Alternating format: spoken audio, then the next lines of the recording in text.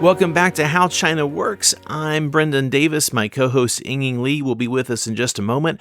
We are going to get right into the show this week. This is our second How China Works live that we did on the west coast of the U.S. This show was recorded at Stanford University, and our guests were Professor Vincent Yip and Peter CHEN. It was a great conversation in front of a small group of folks, and I'm keeping this especially short because I'm on vacation, and I can't seem to find more than about 45 quiet seconds where I am right now. So without further ado, please enjoy this conversation with Vincent Yip and Peter CHEN.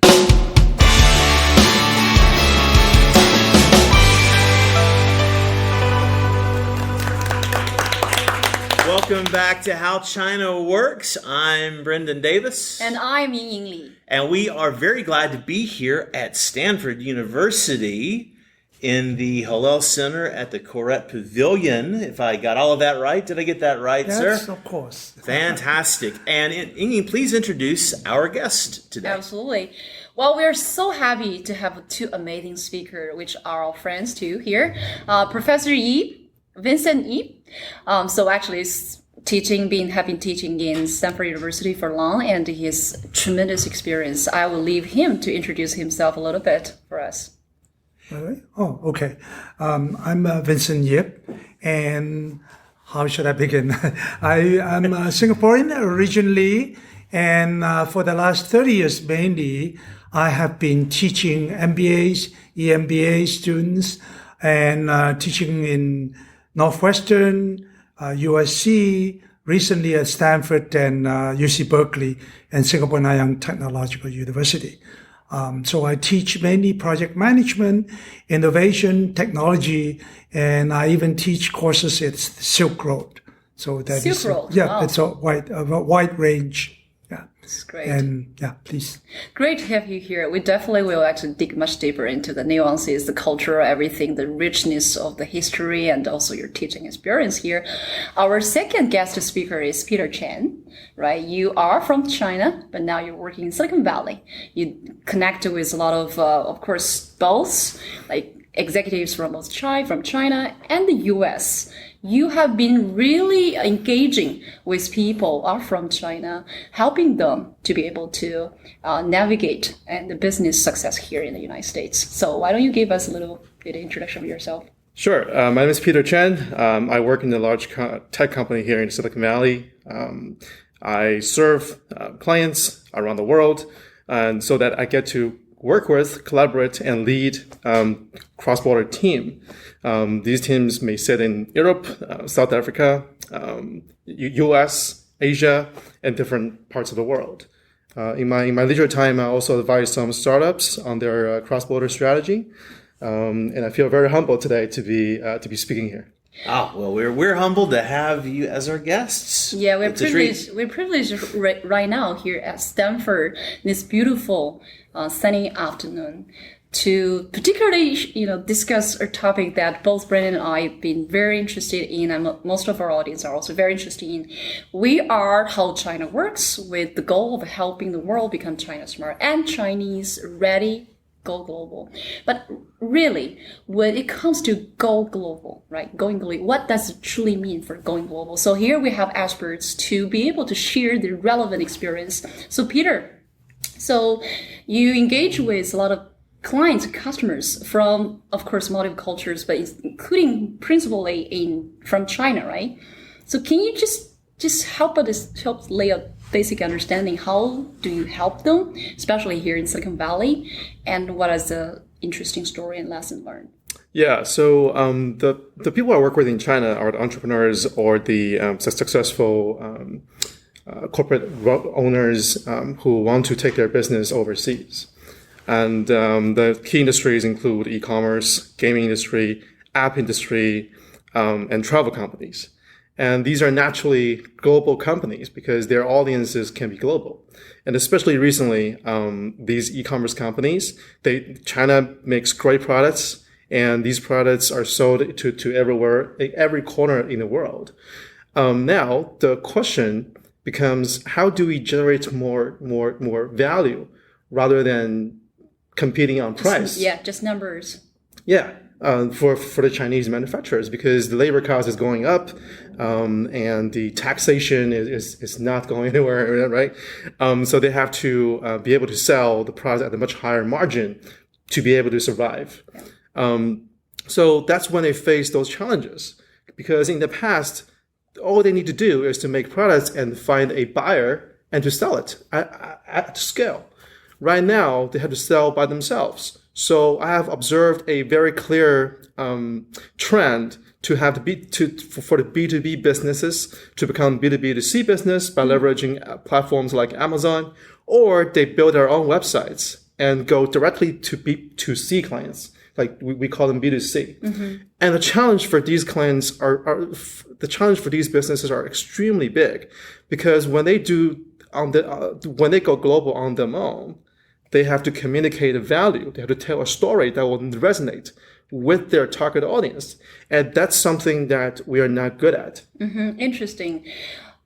I would definitely go back to dig deeper about those stories, because I can't wait to hear how actually you help them, because especially that's the value we want to provide to our audience worldwide, because we really want to know the possible solutions. So Professor Yip, you've been teaching here. You spend most of the time here in Silicon Valley, right? Yes, since 2001. Right. You must have witnessed such a big change, right? Multiculturally and globally, and especially regarding your experience interacting with China or Chinese students. I'm sure you have a lot of Chinese students, right? Sure. Coming from China. And could you share with us one particular project or story that you have done to foster this particular capability cross-culturally?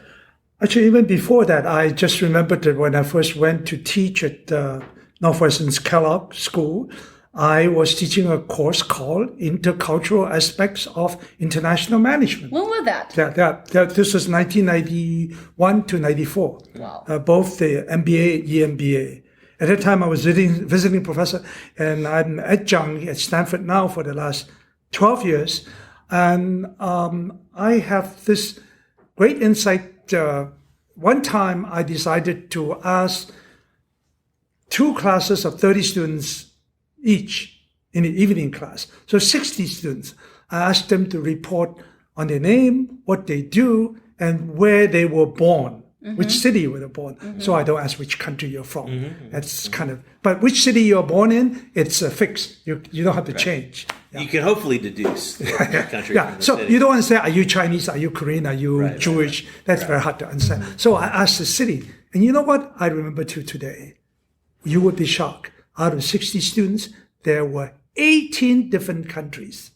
Wow. This would never happen in China. I teach in China all the time, and everybody is from China, and 97% are Han Chinese, maybe 1 or 2 Manchurian or Mongolian. And in Singapore, it's more diverse. I'm very familiar with these 3 countries, Singapore, China, America. So China is purely homogeneous, and Singapore is more diverse. But even Singapore, 60 students will not give you 18 countries. So this is an incredible country in diversity, and Silicon Valley is incredibly diverse. There will not be Silicon Valley if there's no diversity. So what is learning over here is, I guess, the diversity from Silicon Valley. Do they spread worldwide? Do they keep the diversity in the Silicon Valley area to foster diversity and all kinds of opportunity itself? Do you see a trend that this diversity from Silicon Valley are being shared and spread around the world to make really value and benefits? For sure, because I'm sure you understand, because you're in the top company, ideas. When there's diversity, where people from different cultural, technical, societal background work together, eat together, talk together, they have sparks. They create new ideas. So especially Silicon Valley, you can name, I don't have to go through all the companies, whether it's Google or Facebook or, Apple or Tesla and all that, the founder, most of them were not just so-called pure lily white Americans. They are from Russia, they are from Taiwan, they are from Brazil. China, they are from Brazil, they are from South Africa, my famous my idol, Elon Musk, from South Africa. So this diversity actually is essential for the Silicon Valley and is spreading to other industry. High tech is extremely diverse. In the oil industry, it's not that diverse. In the real estate industry, it's not that diverse. But high tech, it's got to be, especially internet. So I will stop there. But diversity is a critical founding principle and foundation of the Silicon Valley and high tech. Yeah. And that's very true because geographically, we see that this trend is spreading to Salt Lake City, Austin, and more, like Portland, even Seattle. Yeah. Seattle. So high tech is really bringing this diversity to more places. That's correct. Yeah. What are some of the lessons, and this is really for both of you, I'll start with you, Professor, especially as China and Chinese are extending farther and farther out into the world amongst the English, quite literally, and have a lot of, the cultural imprints of being back home, and then they're in a new environment where there are many things that are very different. What are some of the pieces of wisdom? What are some of the things that you tell, especially smart academics or executives? What are some of the pieces of advice you give people that are beyond just the conventional wisdoms? Basically, in terms of Chinese coming into this type of an environment, what are some things that you tell people to help shortcut, to help flatten their learning curve a little bit and make it a better experience so they can contribute fully? Yeah, I'm a product of both because I was under the British system until 17. So it's just similar to Chinese Gaokao. It's an O and A level, if you know what I mean. Ordinary advanced level. Cambridge University. So I had to study hard. I had to memorize. I have to mug. We call them mugging, M-U-G. You remember, memorize everything, just like in China. Then I came to America at 17, and then things completely changed. You don't memorize. They give you open book exams. They have projects. They have teamwork. They test you on concept rather than memory. So it's a world of difference. And I continue to travel back and forth. I just came back from China again. So when I go there, I teach people who are purely Chinese. I was in Qingdao recently and asked how many people have been out of in America. It's fewer than 5%. I have been in Singapore, fewer than 5%. This will be different in Shanghai and Beijing, of course. And Qingdao is not exactly very provincial. Right. So the vast majority of Chinese students and population have still not been outside of China, let alone come to America and study. Then we have the pure Americans that I teach here too. Then there are people in between, like most of us in this room. And there's a big range. Yeah. So the purely Chinese students and professionals, just pure memorization. The very American ones will be a bit like an Elon Musk, like Steve Jobs, who are, just go by instinct, by talent, by passion. So these are the things. Talent, passion, feeling versus memory, studiousness, and hard work. So somewhere in between is what is important. And how do you blend them together if you have a way or have some experience related to that? Do you have to play traffic cop? Or do you I actually do. I advise Chinese universities quite a lot. And firstly, I tell them to, I don't tell them, I give them advice. For example, don't fix your disciplines. In China, if you go to mechanical engineering, everything is set for you. And it's different from electrical. But here in America, we have core courses and you're allowed to take electives and that frees up the mind. And as you well know, I asked my Chinese, well, why did Steve Jobs have all this beautiful iPhone and all that? What was his favorite topic at school? And firstly, I told them, Steve Jobs did not go to a top university and he did not major in computer science. All right. In fact, he flunked out of Reed College. And then what was his favorite course? Yeah. Most people don't know. Calligraphy. I think I read that. Right, I think I read that in the biography. Right, exactly. But I did not remember that. Right. It's not because it's computer science expertise and his design expertise that made him design your iPhone. Yeah. It's the beauty of calligraphy. So when he became the CEO of Apple and he started creating iPhone, iPads, he demanded the streamline, the beauty of it, more than anything else. Beauty over function. It was an aesthetic imperative instead of a technological. So that is counter what most Chinese say. Oh, should I major in computer science? Should I be good in physics? Not. Elon Musk knew nothing about space until he created SpaceX. Whereas many of my, like people growing up here in a very traditional Western environment, especially, were, I would say that I mean, outside of certain professions where my friends who went to medical school or law school, that's probably what they do, although some of them took that into a business. Very few people from my network of thousands of people are doing what they went to college for. That's very here. University is approached as a way to broaden your mind, your perspective. It's not about a specific mission and a specific track to a specific job, and that exists so little these days. How about you? Yeah, that's a beautiful example. So I just want to come back to Peter, regarding to that particular insight. Yeah, what kind of things, and we. I understand we shall not name, but yes, you work for ATOP. You work for ATOP, one of these internet companies, and you deal with people from all over the world. How do you shortcut the learning curve for people that? I mean, just chatting with you before, like I thought you were born here. I thought you were ABC from lack of accent and your very colloquial very American speech. But you've only been here a relatively short amount of time. So you've learned a lot of lessons. What are some things you could share with people who are trying to... Well, you made me feel shy now. I strongly agree with what Professor Yip has said. I think for me, being a student myself, international student coming from China to the States myself, at least I think that the first thing that we need to do is to recognize what kind of environment you're stepping into.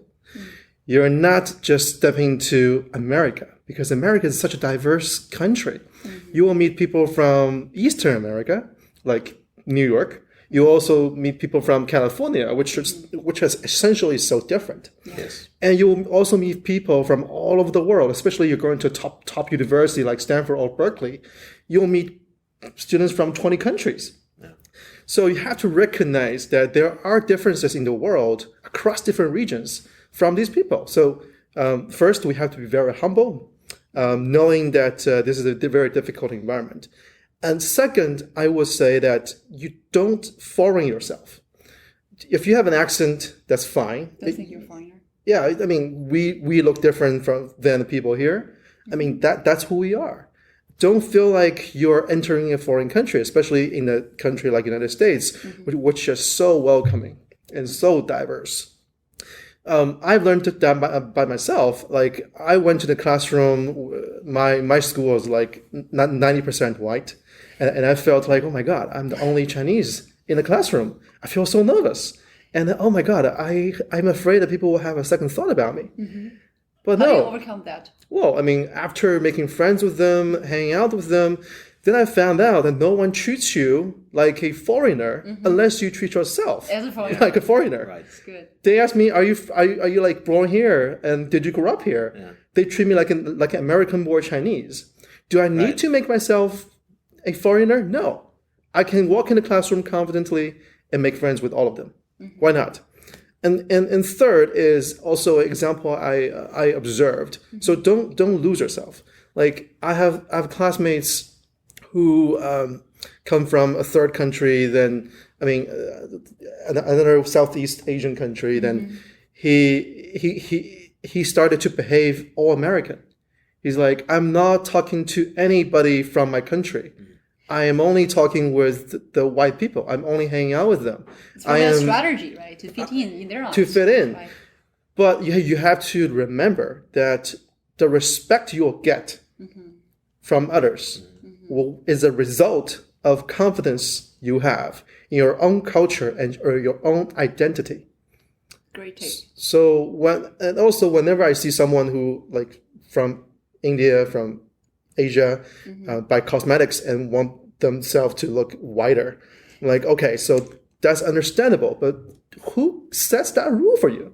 When I found myself in Bangkok for some visa travel a few months back, and I've noticed the previous time as well, but going to the airport, like as you're heading like to the airport, almost all the billboards are for skin lightening products, and that's a very cultural standard of beauty that they've established. And I felt kind of bad because I assumed that they got a bit of that from us somehow indirectly. But what are some of the bigger issues that you're tracking, both of you in your respective fields? I mean, the world, let me give a little context. Inging and I were just fortunate to be part of the Horasis China meeting, which is one of the world's largest independent think tanks. And among other things, they have a specialty in China and how does China integrate with the rest of the world? How do people not from China deal with China? And the conventional wisdom, as it does, changes constantly. Things that you might have thought of as a truism 5 or 10 years ago are no longer true.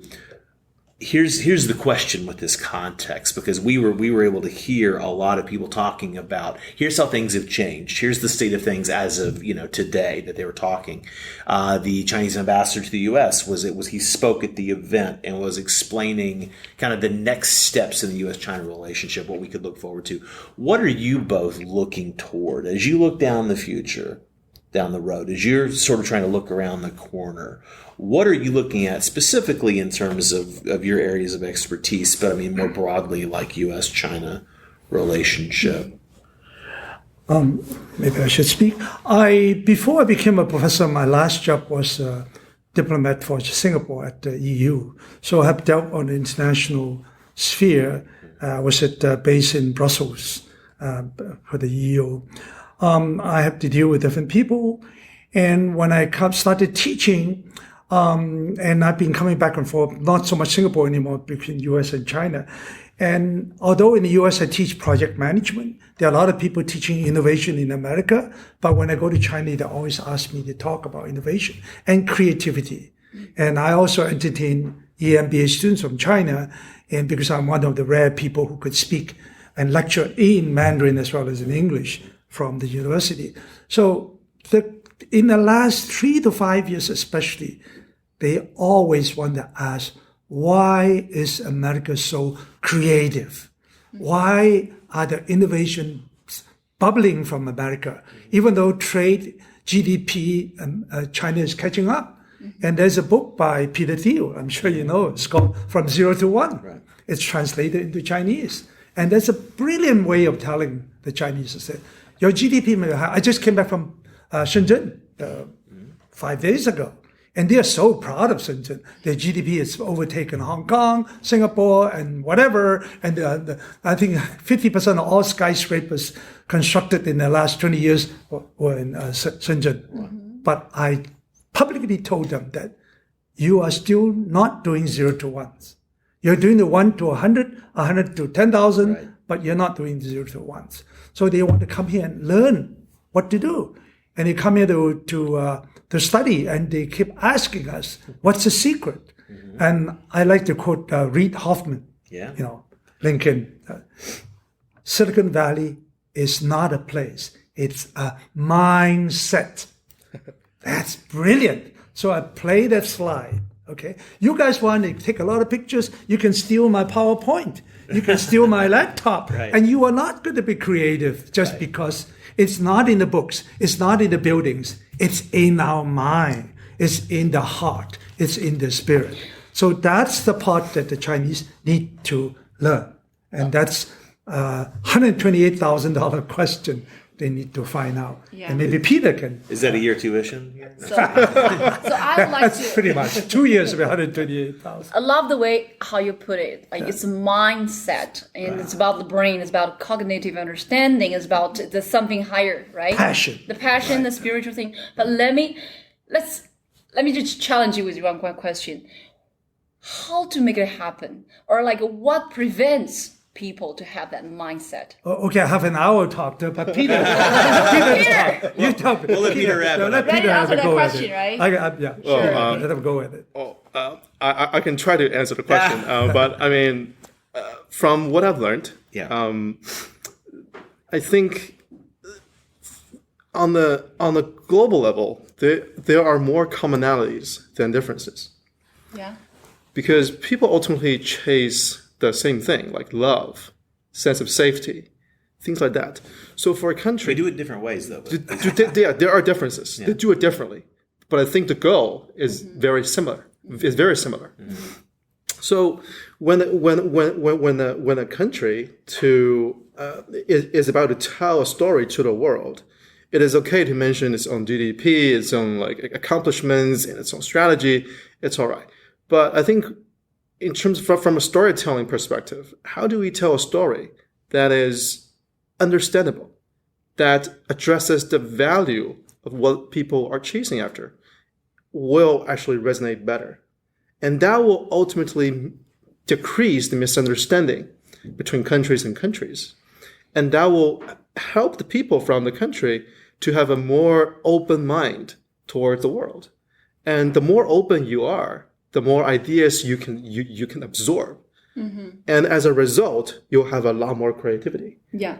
That's what I think. Just could you give us a quick example relate to the point of view you just made? For example, among all the engagement you had, right, with clients or partners around the world, like, are there good examples who have been doing pretty proactively and successfully in telling the story in a cross-cultural way in a different market?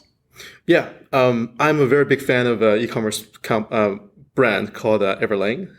I'm not sure if I can mention the name here. Yeah, and about 5-6 years ago, I think they had a campaign launch which focused on ethics. Their ad was saying, "My clothes are all ethically made and perfectly fit." And how did they tell the story? They showed a bunch of pictures of the Chinese factories and the workers and the environment they were working in. And they also show a bucket of water saying this is recycled water. And we only use that to make our denim. Well, as we all know, denim is a very dirty business.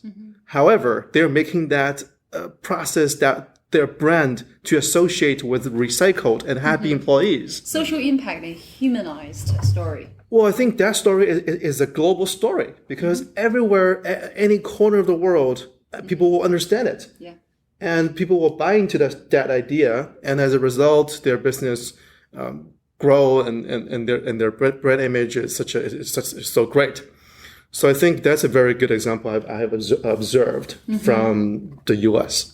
Stories focus on human value, the basic human needs and human value, how we can really empower that, right? And that's really like universal. That I don't think it's just culturally different. I mean, it's just the same what humans want, right? Yeah, and I think the most important thing is that the brand does not just want to be a US brand. It has a vision to be a global brand. That's why in the story you tell something that's easily understandable by everybody in the world. So I think that's a very good example. Yeah. Professor Yip? Yes, I'm kind of digressing a bit from the creativity part because that's a very deep question. I'm very interested in marketing too because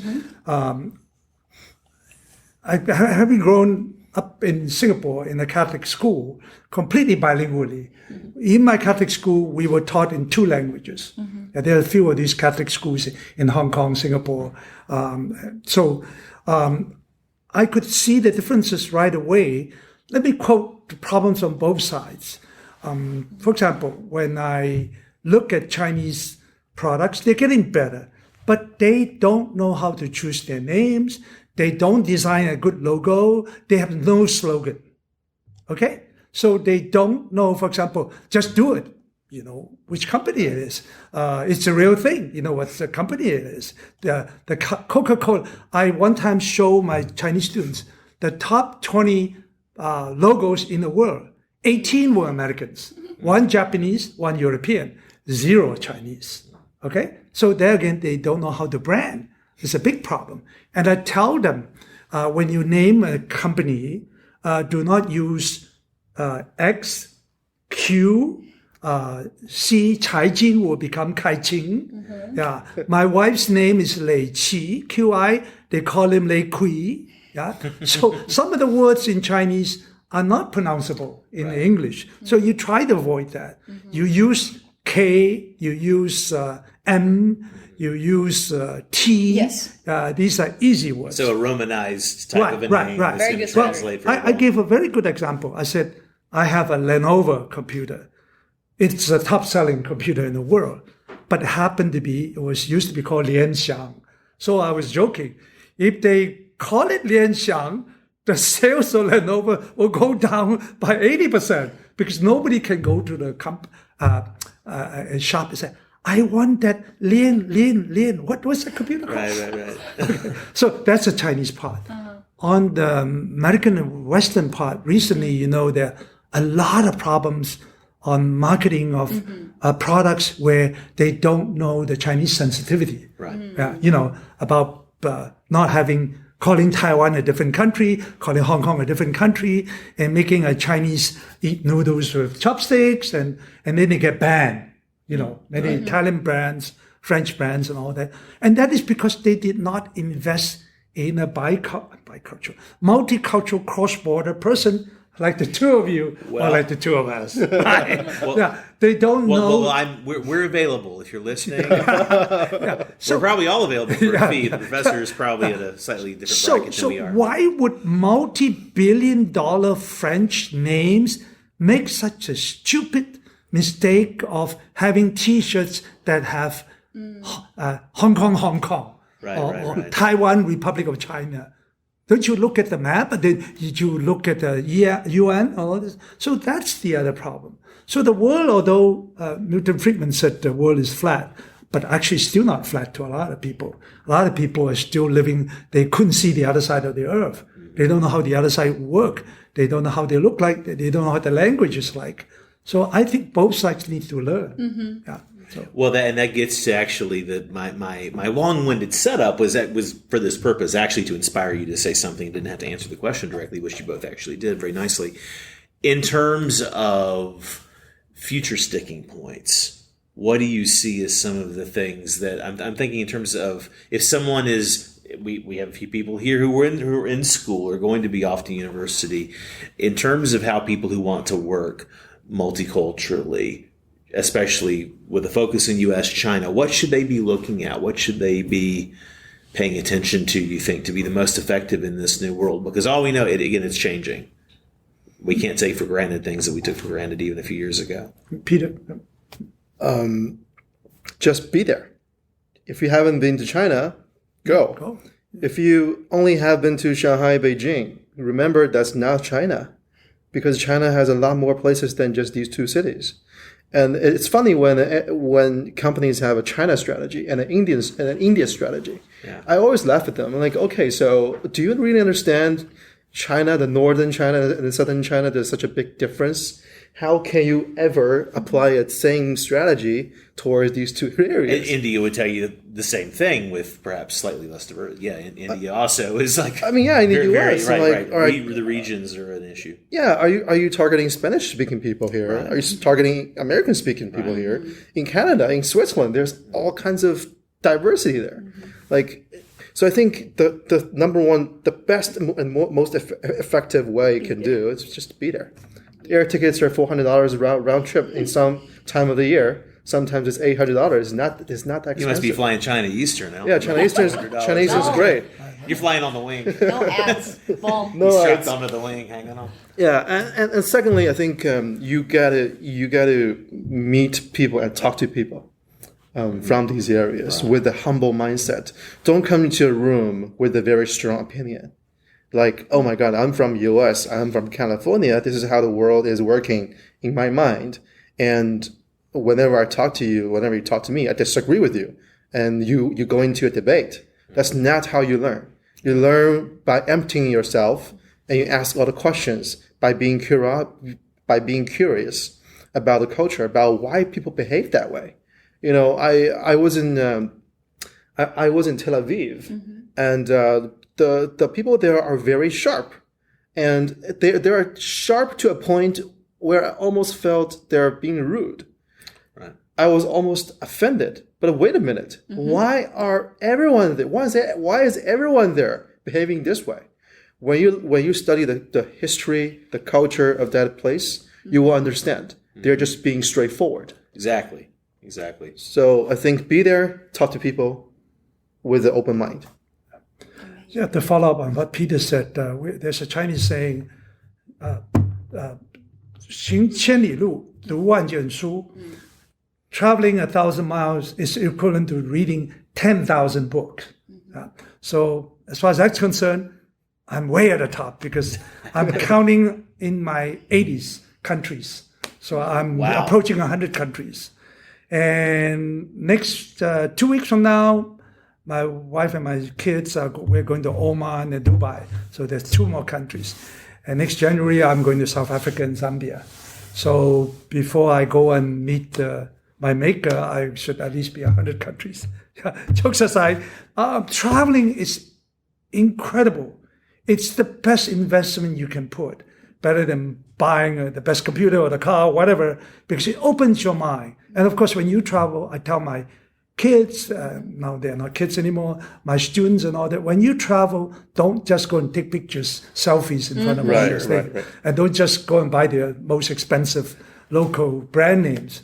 Go and eat the food, talk to the locals, and now I even try to do Airbnb. Because Airbnb, you're not in Hilton and Sheraton, you have a local host. It's like, oh, this is what a French shower is like. Right. And I try to drive as much as possible. It's better than... Oh, you're braver than I am there. Yeah. And then you see more things. Okay, that's one way. And also, other than traveling, I used to work in an embassy. I would advise anybody who's doing advertisements, campaigns, and whatever, planning a logo, creating a name, you can always go to the embassy of that country in your country and show it to them and say, well, do you think this is good? They will give you an official version.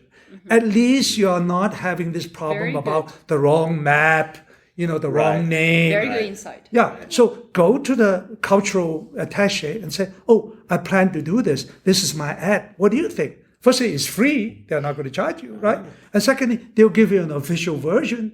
And then you go to a university, ask some students from that country, and then they will give you better. So all these problems that are creating millions of dollars of mistakes, unthinkable. So those 2 things, travel a lot. My specific aim, because I was a diplomat before, is go to the embassy and ask the cultural attaché. And since I'm at university, go to the university, ask some professors who are in charge of that kind of department, and ask some students. And then you will have a very good balanced view of how to approach. Whether it's give a professor a loan, give a student a loan to do a project on this particular cross-cultural whatever, Or a podcast host, I'm just saying. Speaking of traveling, that echoes strongly with, mostly recently in China, we pop up a word, especially in our arena, like 背井离乡, a new version of 背井离乡, which actually means when you travel, what does it mean to really leave your home to engage with the world? So what we call here is 背井离乡 in China. In Chinese, we means, literally means you're far away from homeland. You're just like a migrator. You are actually, this new version means is ironic saying when you travel, you still with so much existing mindset with you. You take it everywhere you go, which actually means you don't actually get really out when you're physically you're not out truly of your there. country like and your culture. That actually with what Professor just mentioned, that what are the concrete steps, solutions, and possibilities when you're traveling, when you're out of this country or culture, what you can do, right? Connect with the embassy or just talking to professor in university. That is a mindset of engagement.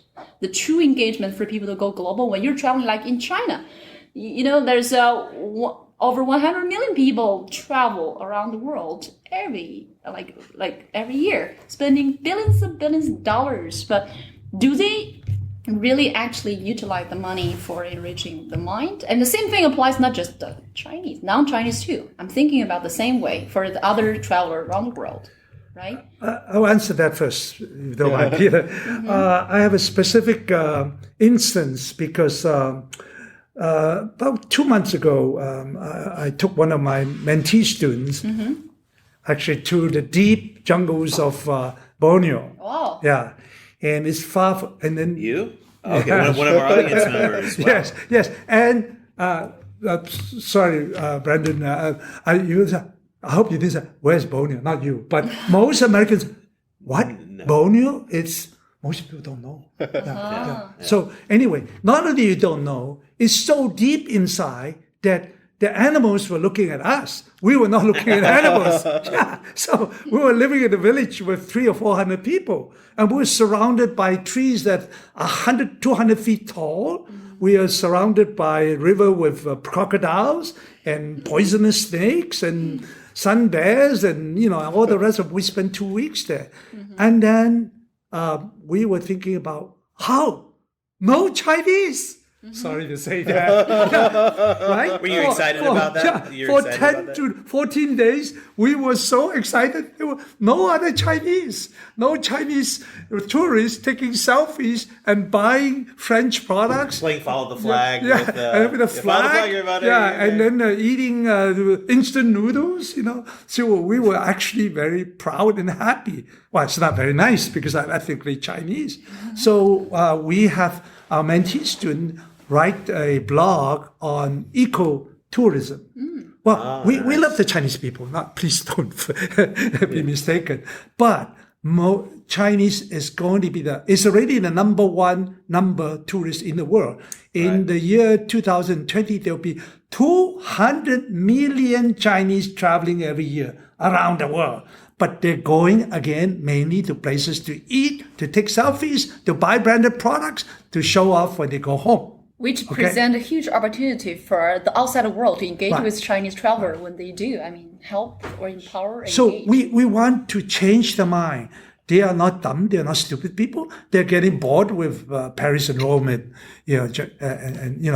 all the name Venice. So we are thinking they may want to, go to places where the other friends have never gone to and do something ethically. You were talking about ethically, pleasing.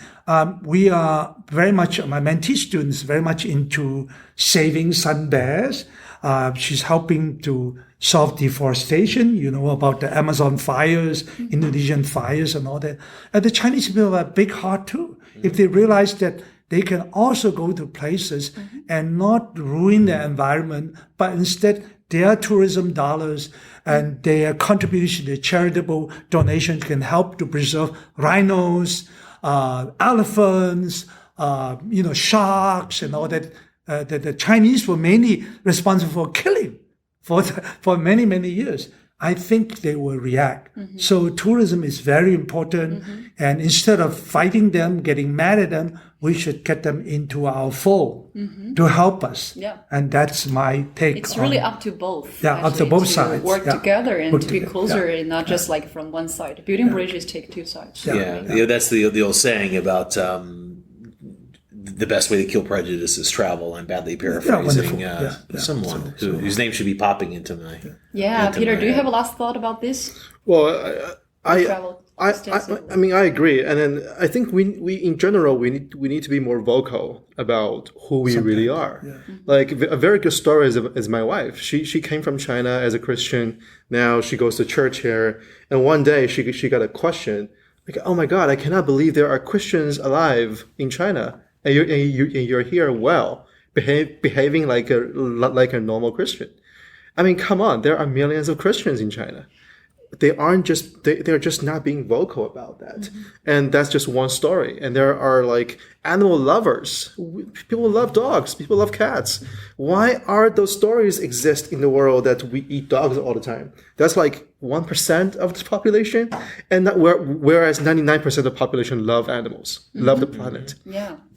And then I'll to answer your question, I'll share one mindset and one best practice. I think the mindset is something I learned is now that we're in a global environment, you can get onto the internet and basically talk to people anywhere in the world.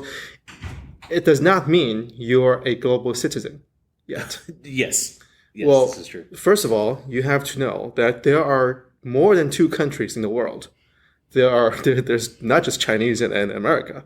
There are respectful countries like India, like Israel, like so many countries in the world. Mozambique. They're all very different. So I think you just made up a country. No, Zambiki? Mozambique. Oh, Mozambique. No, I think you said Zambiki. Mozambique. Right. Please continue. I can't wait to say that. And you can probably go to the Amazons and deep in the forest and to learn very different aspect of the planet. And the more open you are and the more places you travel to, the more you will observe from different culture. So that you become a more adaptive person in front of different culture. I think that's something that we all strive for. And I will urge more people to adopt this kind of mindset because that has served me very well. And my best practice when I'm in a new country is that I will try to make friends. I will go to a bar next to probably a company or a university. I'll pick a person and to talk to them. And we will instantly make friends, and he may know someone is interesting, then I'll be brought into his community. He probably there's another event he will bring me into, and that's how I get to immerse myself in the new environment. That has served me very well in London, in Philippines, in Vietnam. I've done that all the time. So you find that practice, regardless of cultural differences, in any kind of setting, like in the bar, you could easily start a conversation with them. Or you just go out and talk to people. Don't just do selfies and go buy those very expensive logos, right? You just be there and ask questions, be curious, and the people will respond to you in a very nice way. And they also want to learn from you, like, how does China work? How does the US work? What's your story? Then, I mean, for them, you're a gift. Them for you is also a gift. Right. So just do that over and over again. Then you will make more friends around the world. You get to see a lot more different aspects of the city than anyone else. Probably the best mindset. I want to add a point because I've been criticizing my fellow Chinese. Let me do it to the Americans, if you don't mind. Please have at us. Have at us. Yeah, that's one thing that kept recurring in the news. You see that many places in America, when a native, I mean not Native American, but an American hears somebody speaking a not English language, they will challenge them and sometimes get in a fight or get into whatever. They're like, speak English. This is America. You know, this is rather silly. And they're usually wearing a red hat. But. Yeah, it's really fulfilling. It is rude. It is not a good thing to do if you want to be international. For me, it's the other way around. When I'm in Home Depot, once I was in Home Depot, and I had to brag. My language ability is very good. Okay, it's almost. It's not bragging if you can do it. Just tell yourself. Okay, at least I could easily place which part of Europe or which part of Asia. Right. I speak multiple Chinese dialects very well. I took French and German and of course English, and I could place. And one time I was in Home Depot, and there were a couple of Caucasian-looking people speaking. I couldn't tell what they were speaking, and I couldn't stop myself. I followed them for about 10 minutes. I couldn't. And then finally, I said, "Excuse me, if you don't mind, please tell me what language you're speaking." And he said, "Croatian." You see? Yeah. So I said, "Oh, now I know why. Because it's slightly similar to Italian, somewhat, and then some Slavic." Things involved. So that's the attitude Americans should have. Instead of saying, "Hey, you, this is America, speak English," or else, Maybe even Italian fell off a truck and rolled into Eastern Europe. Right. Like rolled down the hill. So I think if there are Americans who are listening, and I want to put things in perspective, in case you don't know, English is not the most widely spoken language in the world. It's only third. Mandarin Chinese is number one. More than 1 billion people. Number two, there are different way of counting, either Arabic or Hindi, all right, or Spanish. Then come English. Of course, English is the most important language spoken by most important people. And here's my joke. If you are drowning in a swimming pool, please call help and not 救命, because nobody's going to 救 you. So if you're in trouble, speak English. If you are stranded in the desert, in the island, Write SOS because they will understand. So I heard multiple times from some brain scientists and also some researchers. They say that when people speak a different language, the brain behaves differently, and also it's perceived differently. When I speak Chinese, when I'm speaking English, I mean in a more connected way, I'm perceived differently, and we have to be aware with that. Very important. Even you brought up a point. I think it's a Stanford. I got to do an ad for Stanford, Neurological Society or whatever, that has proved, or multiple universities and the hospitals have proved that people who are bilingual delay dementia, delay maybe even Parkinson's. All right, people, because you exercise different parts of your brain. So most of us here will live forever, 100. So for our English listeners, learn a second or third or fourth language. Right. That will actually is true because, as you have said, you can have MRI on your brain while you are speaking different languages. Different parts of the brain will light up. Chinese is a phonetic language. It's a pictogram. We have to memorize all the pictures. I don't go by pinyin. I'm the old-fashioned ones. And English is alphabetical language. It's monotonal. So, but it's logical. The grammar is much harder. So do not, I tell the Chinese too, do not underestimate the difficulty of English. Absolutely. Many Chinese with 30, 40 years of English speaking experience still make fundamental mistakes. Well, I mean, I absolutely, and my Chinese is very rudimentary, as you might have had the occasion to hear. But when I speak Chinese, I definitely am aware of a different part of my brain being activated. It's the part where there's a headache involved. but all kidding aside, it is something that I have attempted to think in Chinese, and it's very unsuccessful for me for the most part because of my level of fluency. But it is such a different way of representing the world. Yeah. And I feel very my friends who are truly multilingual. I mean, that's why most of our speakers we brought to our show are either bilingual or multilingual, because it's quite important.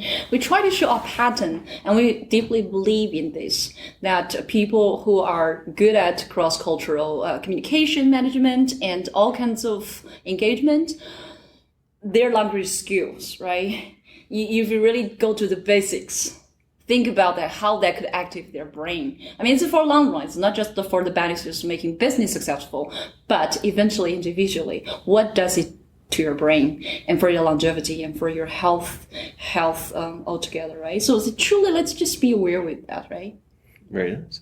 Well, we're sort of going to wrap it up, I think. Okay. Do you have any last thoughts you might want to share with the audience for today, and also where people can find out more about you or what you're interested in, and any kind of contact information, things like that? We'll start with Peter. Yeah, I mentioned about being a global citizen, but I want to address the reason why. I think finding the why is more important than doing what and how. And even for learning language and the reason why behind it, the reason why I wanted to learn English was because I was curious about what's outside. So I learned English. I tried to pick it up as soon as possible, and I started to read different English websites and make English friends when I was only 10 years old. And the reason you need to become a global citizen, especially for people who are running business, it is because the world is a globalized world, and your competition is not just coming from domestic. Your competitors may come from any part of the world. It may come from a small garage in South Africa to challenge your big business in a way that they serve the clients a lot better than you do.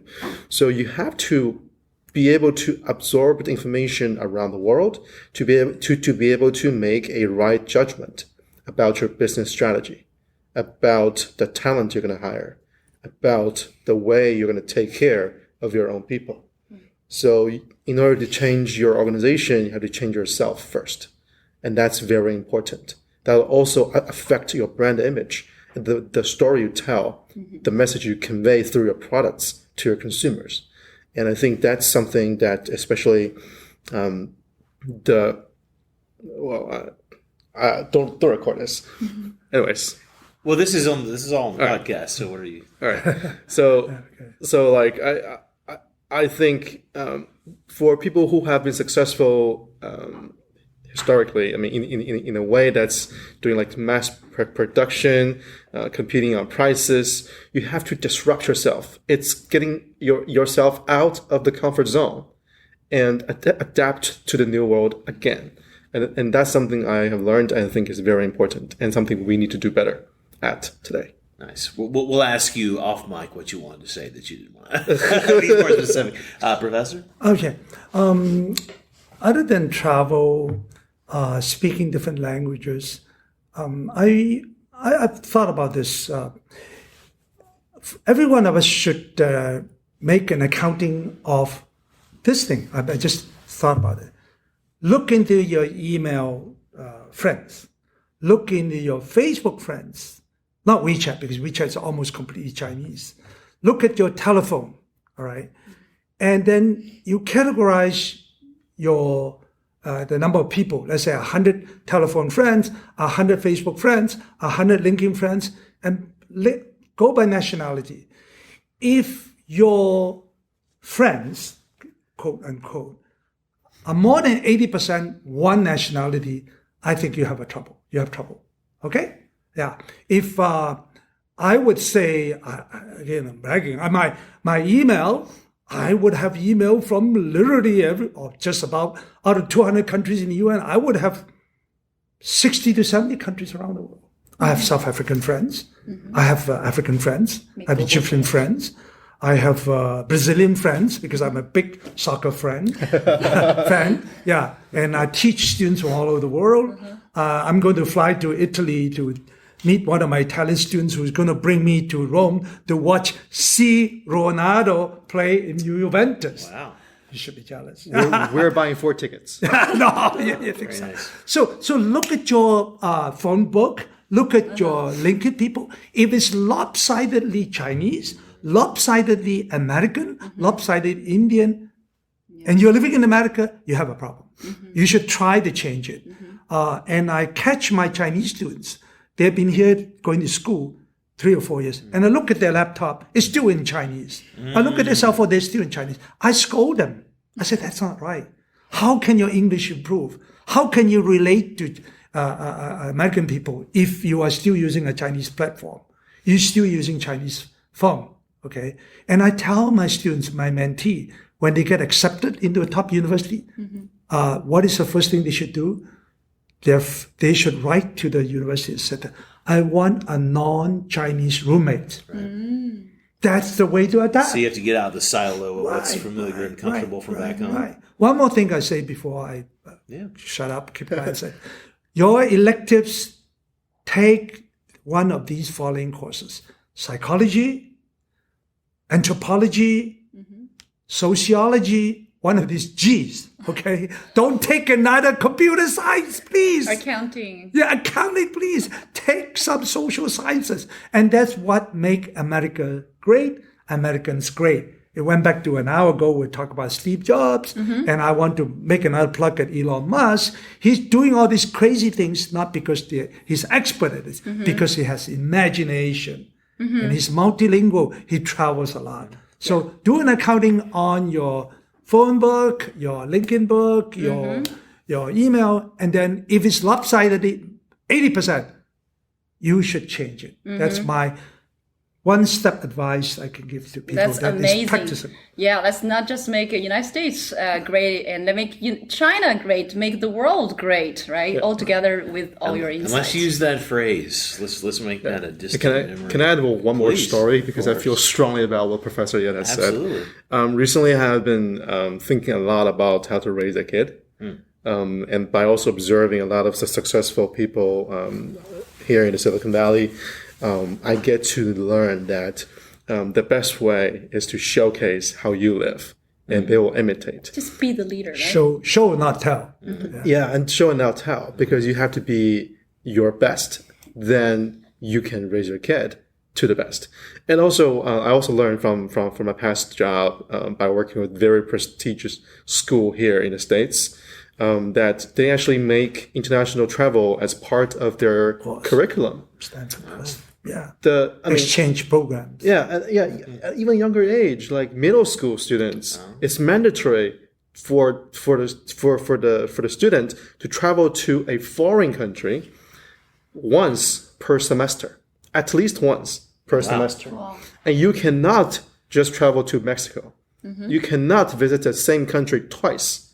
You have to go far. You have to go to Asia. You have to go to Africa. You have to go to Europe. Amazing. And every semester you have to go to a different continent. That's how the elites raise their kids. This is getting into class and social issues, because I mean the fraction of people who could afford to do that is got to be single Let's make the digits. economy great again. But that's right. But I mean, to me that's a very I think it's very great. interesting idea. I think it's fantastic. That's a very I just interesting think it's idea. It is So, a very elite. We are living in opportunity. this world Yeah. right now. I mean, it's really about. There's Taiji. There's our this particular viewpoint about the world, right? It's just like invisible, but yet very tangible, and it's all about mindset. We talk about mindset all the time. It's thoughts are things, and start to be aware and start to be equipped with the mindset, and this does not only showcase how China works and how America works and how the future should work. I mean, essentially about we get all the mindset right? So with that being said, we really, really appreciate and applaud. Absolutely. Thank you. Thank you for everybody who joined us. Don't forget, Fantastic talk. you can visit howchinaworkspodcast.com to learn more about this show. There's a comment form. You can reach out to Ying or I. Give us your suggestions, your thoughts, your feedback. But yes. Stay tuned. And I'm sure Peter and myself would welcome LinkedIn people who want to look at it. Find you Vincent on LinkedIn. Yip, Peter CHEN. Peter CHEN. CHEN. Yeah. Okay, but that's too many Peter Chens. We'll include the specific link to these gentlemen in the show notes. Okay. And thank you again for listening. All right. May we have some photos, since we didn't... Does anyone have a camera they could take some nice pictures of us while we're sort of standing? Like Q&A. Don't you have one? Yeah. Do you think add one word? Let's get some... Just add Let's one word. just one or two. Sure, of Yeah, course we can do that. Remember that? okay. Later we can blend that together. it together. I'm sure you can do that. Yeah, let's do the. We forget to do that. Of course we can. Yeah. You'll get one question each. Wait. He's One the question for each, right? So Brandon, just put this Q&A inside the section. No, this is for us specifically. So just again, I'm not miking for questions. So ask your question and then we'll repeat it if I need to. Just speak loudly. I see. I really enjoyed how both guests explained how to expose to different cultures and assimilate by traveling, learning languages, broadening your academic interests, or diversifying your network. On the other hand, people who come here bring their own culture here, and I wonder specifically from an academic setting, a lot of the Chinese virtues, for example, how they translate to performance here. For example, Chinese consider humility, being humble, as a virtue. And in academic settings, does that translate to not attempting to make your voice more outspoken? Or in contrast, for example, maybe something like an Indian culture would look more favorably upon that. I wonder, based on your guys' experiences, how do you see it? Well, I will answer that question because it concerns me. I grew up with Indians in Singapore. We have many, many Indians, right? So I could say I know them very well. And I teach both students in in Silicon Valley and Berkeley and Stanford, quite a lot of them. There are vast differences.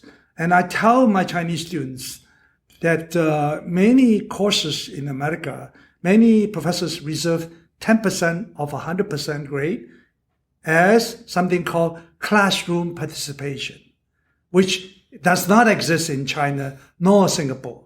Doesn't. So I say, in America, silence is not golden. Silence is stupidity. All right? So you got to speak up. You got to ask good questions, answer them well, get in teamwork, and talk to your professor afterwards. Don't try to butter up all the time. We are not stupid. We know if you're trying to butter for a better grade.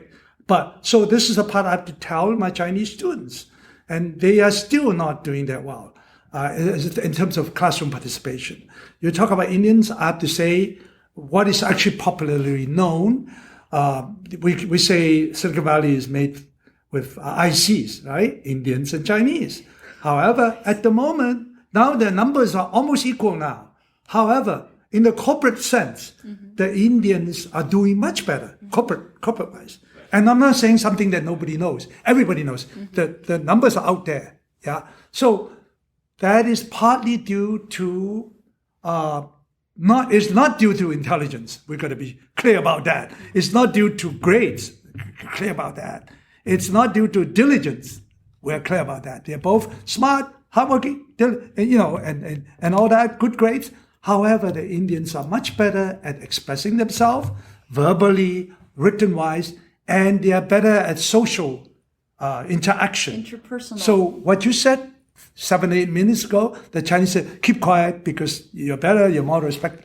Doesn't work in an American society. That I have to tell them bluntly. You don't want to be over. You talk about Israel, I happen to know a lot because I've been there 4 times. Yeah. So yes, that's the other extreme where they are really aggressive. But they've just been their normal self. Right. Just like the Chinese have been normal self, not talking. And that's a problem.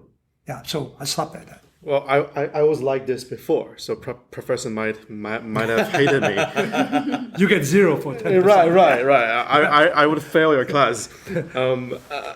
I think we have to admit this is a hell lot difficult to do for China-grown professions, students. Yeah. It's not easy. Sure. We have to be extremely empathetic, and also we have to disrupt ourselves. You have to feel so comfortable to do that. And a lot of us are afraid by the sense of unsafety for doing it. So here are my learnings. Number 1, you find a safe place to practice this kind of skill. Maybe you don't do that in front of a professor in the classroom. You can see me afterwards. That's fine. Okay. I mean, or you can go to like Toastmasters where everybody knows like you're not good at this. Like everybody's not good at this. So you do that over time and time again. You become better. Then you can try to say something not so aggressive, or you play safe in a class environment. And the more you practice, the better you become. And the second is the mindset. Again, the mindset. So for me personally, I thought that speaking up is all about me. Oh my God, how will people like see me? Will I speak something stupid? Like how will my grade be affected? Actually, it's not about you. It's not about yourself. It's about how much value you're contributing to the environment. And for top schools like Stanford, that's what they look for when you're applying for the school. What kind of experience you have, and what kind of value you can bring to the classroom. So the fact that you're not speaking up actually devalues yourself. Yeah. Right. You get a minus scores. Right. I mean, and I was terrible. So that my manager came to me and said, we have to be very honest with you. I have to be very honest with you. You need to improve on this front. And I need you to know that the value and the point you have brought up in the very small settings, like one-on-ones, are so interesting and valuable, so unique. You need to practice that and be able to say it in front of a large audience. And that was not easy to do. So that's a skill gradually acquired from you, right? You will never get good at it overnight. Thank you. Any other questions from anyone? I got a question. Yes. I got a question for Professor Yip. Please. I know you have 1,000 more students. Can you tell me a little bit about what's the difference between American students and Chinese students? Okay, the question was, since I teach a lot of different students, what's the main difference between Chinese students? Chinese students and American students? That's a good question. I would say not just Chinese, but Asian students. not Indians. Yeah, yeah. And then European and American students, and sometimes South American students. There is a big difference. Not only just speaking up, because I teach this course, project management. This is my 12th year. It's a very interesting course because it's both a left brain and right brain course. It's not computer science, which is completely left brain. It's not Shakespeare English, that's completely right brain. You need to have general understanding of how to manage teams and how to organize meetings and all that. But there is a part that is very mathematical, logical. You have to calculate the critical path. You've got to calculate the float and all that.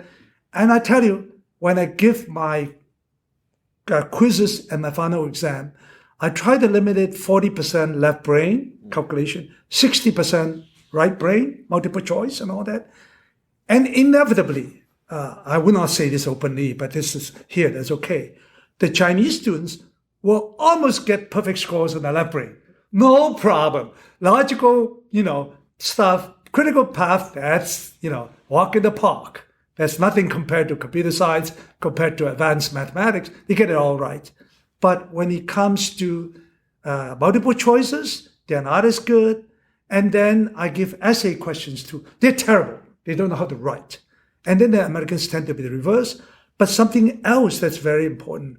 My class is hands-on doing projects. I make them choose a project and they do the organization and the project planning, execution during 4 out of the 8 weeks. And I tell you, most people don't know, the Chinese are very bad at teamwork. Okay? They don't like to join a team, or if they join a team, they either keep completely quiet or they want to dominate the team. So this is a cultural reflection, historical reflection of the Chinese political system. We call 万人之上,一人之下. That means I'm either the emperor or I'm nobody. All right? So that gives them a problem of not wanting or not knowing how to be part of a team. You don't have to be a head honcho, but you can be an important person. But in China, it's either you're number one or you're nobody. Right. So they are not, and I ask my students, even those who have bachelor's degree from China, I say, don't you do projects in China? No, we don't do projects in China. They don't write team projects. That is gradually improving because we brought in other cross-cultural speakers at How China Works. For example, our previous guest, Calvin Liu, who actually is just working on with improving that particular skill. Better, but not in high school. But Americans, even in junior high, they are doing project work already. Right. So the project part is a big There's trust. a lot of collaboration could be done between even China and US in the education system. Yeah. Right? So memorization, the Chinese is much better. Logical, the Chinese is much better. But American students are better at teamwork and, of course, in written and verbal presentation. So I would end with one last thing. I've taught 8,000 students in the last 30 years. And I remember 2 or 3 of my best students, the ones who are good at everything. And sorry to say, none of them are Chinese. There was a Welsh person I remember who was so good that I got really mad because every time I say something, he really know, and not just a mathematical part. So in terms of overall intelligence, able to handle different parts, EQ, IQ, logic, and left and right brain, I find a top American student, a top European student is better than a top Chinese student. I really hate to say that. It is the right brain part that the Chinese are sorely lacking that we have to improve on. Well, and it's funny because I've just on a fairly personal note, I was thinking about this as you mentioned left and right brain. Something came up in context the other day and someone complimented me, but he was saying, wow, you're so right brain, because it was something creative that he wouldn't have thought of. And I wondered why. I mean, I said thank you and I was polite, of course, to the person, but I wondered why that actually bothered me, because I made A's in AP Calculus and AP Bio when I was in high school. It's like, no, I'm balanced. Just because I can have creative speech or something, I mean, I can also do the maths and the sciences. we're taught to do all the things, or at least to try. And of course, there are things you're better at, or things that you're worse at.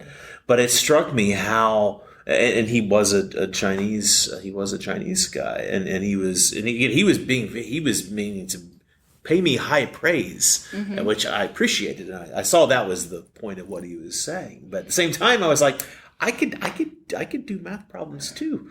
Next time we invite brain scientists to come over to be on our show, and that's actually proves something out. As I'm sitting here listening to all of your sharing the fascinating views about how we can really build that, make that happen. Well, I'm actually seeing a lot of potential, or new opportunity could arise, because that's exactly we're talking about the issues, right? Issues come along with solution, which means that definitely a huge gap or huge potential in this sector. We talk about a lot between the countries, talk about China and the world, Chinese students, and cultural difference, and the brain. So definitely there will be a lot of more collaboration coming up. Last question. I'm new to America, and I'm the traditional Chinese. I'm very fear to go out to my comfort zone. So do you have any suggestion for me to defend my fear in any organization you can introduce to me? Thank you. Peter, why did you answer first? Well, yeah. I don't want to dominate. And I could even say the fact that you're self-aware enough to ask that question is already It's you're, good. you're going to be fine. Good That's a great step. question. By the way, I have to leak out a secret. My wife is also born and raised in China, so I know the difference. So you speak, Chris. Okay. I can start. I think it's a very common problem that people from all over the world will have doing something you have never done before. And that's foreign to you. I think, to me, to start, you can find a bunch of friends and do that together. If you and I have the same problem, why don't we team up and let's tackle the problem together? This way, we will share the risk, share the fear, and you will feel more comfortable when you speak up because you know there's a friend watching you and helping you out. Okay, I have a lot to say about this because I often introduce my family in this way. My family has 4 people, myself, my wife, and 2 sons. We were born in 4 different cities, 4 different countries, and 3 continents. All right? Talk about diversity. Although we are all Chinese. However, because my wife is more traditional Chinese, doesn't want to talk much, introverted. I'm the reverse. I talk too much. And all the rest of it. So somewhere in between, we have a good balance. And in Chinese, we say, 言传身教. It's very important. My 2 kids have no problems because they grew up with a dad like me. And then we make them travel. And also, I ask all my students to subscribe to, you will cringe at it, paper magazines. All right, sorry. Paper magazine, Time magazine, Fortune magazines, and National Geographic. These are the 3 I asked. I said, okay, but they said we get it free every day from Yahoo, from Facebook, from LinkedIn. I said, no, because here, ad for Stanford again. Stanford Psychology Department has proved that if you give the same contents, one on the laptop, on a computer, and one in paper form, and you test them later, who got the better performance? The paper people. All right. So everything being equal, read a book, read a magazine, not today's news, not the weather. You don't need the weather printed. It's already passed. Okay. So, but important, Time magazine is good. Why? Because it's once a week.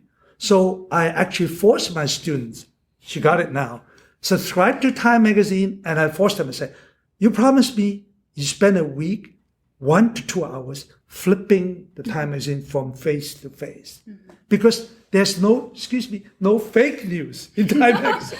Okay? Because everything is selected by the editor, cleaned up, looked at for 1 week before it appeared and printed. And it's organized. What is most important is on the cover. The more important ones are big and small, not like internet news. Okay? So this helps the student. All right?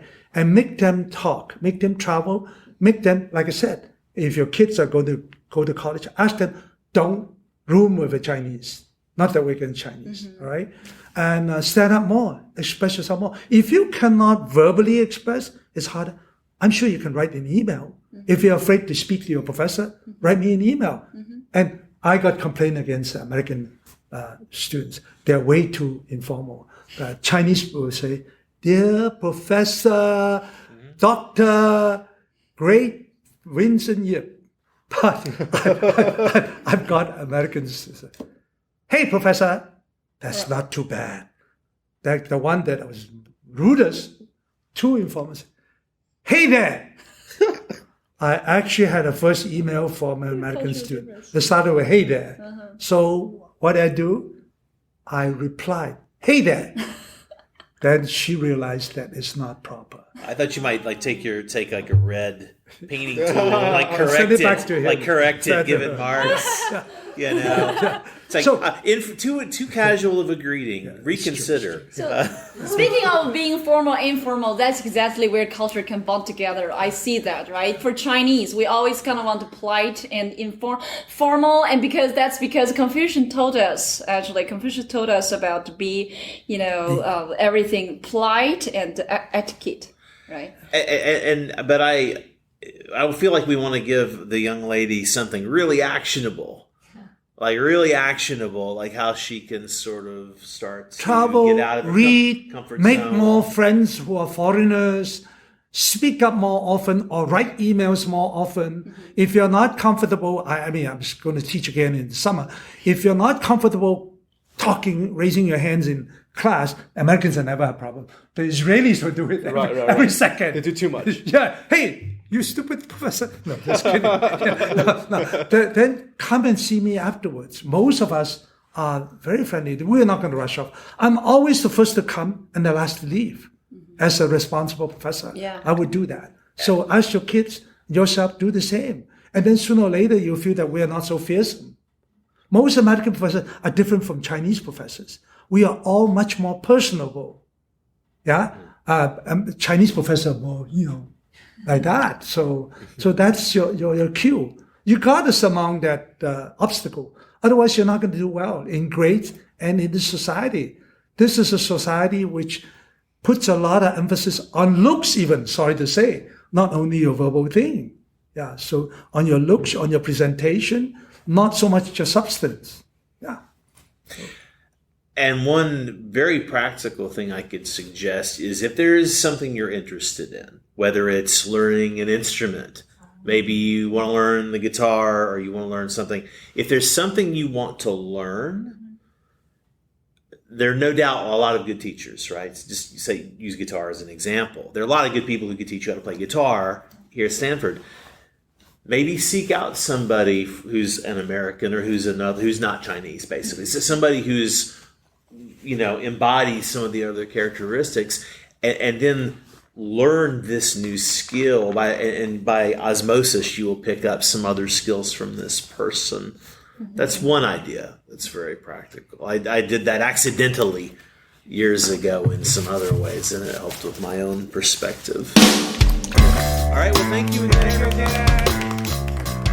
Okay, that's the show this week. Don't forget to visit HowChinaWorksPodcast.com to find out more information about all of our shows and our show guests. There's also a contact form so you can reach out to Ying and I for questions, comments, professional engagements, or pretty much anything else. Thank you again for listening. On behalf of Ying Lee, I'm Brendan Davis, and we'll see you next week here on How China Works.